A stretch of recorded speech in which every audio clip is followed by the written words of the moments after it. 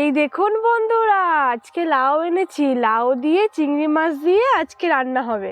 লাউটা কেটে চিংড়ি মাছটা বেছে নিয়েছি। আর পায়েল, তুমি কমেন্ট করেছিলে তোমার নামটা নিতে, তোমার নামটা নিলাম। আর তুমি কি ভিডিও দেখতে চাও কমেন্টে কিন্তু জানাবে। তেজপাতা, শুকনো লঙ্কা, গোটা জিরে ফোড়ন দিয়ে পেঁয়াজ, রসুন, আদা বাটা, ধনে জিরে বাটা, টমেটো, হলুদ, গুঁড়ো লঙ্কা আর একটু জল, লবণ দিয়ে ভালো করে কষে নিয়েছি। সিদ্ধ করে রাখা লাউটা এখন দিয়ে একে একে চিনি, চেরা কাঁচা লঙ্কা, চিংড়ি মাছটা দিয়ে দেব। নামানোর আগে ধনেপাতা দিয়ে নামিয়ে নিয়েছি। আর এক বন্ধু কমেন্ট করেছিলেন পিঠের ভিডিওর জন্য, খুব তাড়াতাড়ি পিঠের ভিডিও আনছি।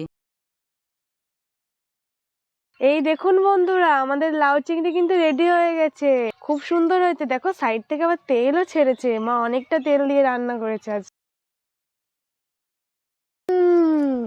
খুব সুন্দর হয়েছে কিন্তু, অসাধারণ।